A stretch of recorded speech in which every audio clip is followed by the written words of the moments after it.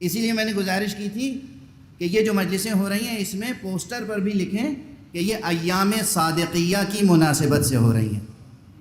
چونکہ یہ جو تاریخیں ہیں یہ حضرت امام جعفر صادق علیہ السلام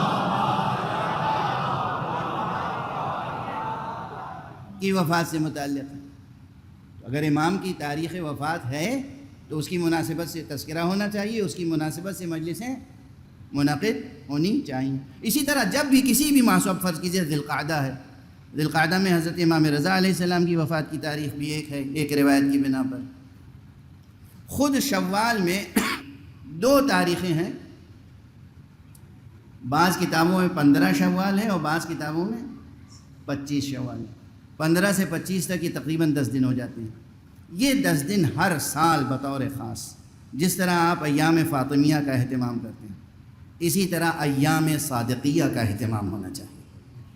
اس لیے کہ حضرت امام جعفر صادق علیہ السلام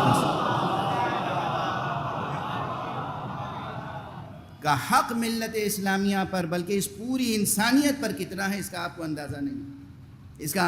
نہیں۔ امام علیہ السلام نے کس طریقے سے اس زمانے میں روح پھونکی ہے، اور کتنے وقت کے قدرداں و قدر شناس تربیت کی امام نے، اور کتنے شہداء للہ اور شہداء علی اللہ پیدا کیا امام نے اپنی تربیت سے۔ حالانکہ امام کا زمانہ بھی وہ تھا کہ جو بڑا انقلابی زمانہ تھا،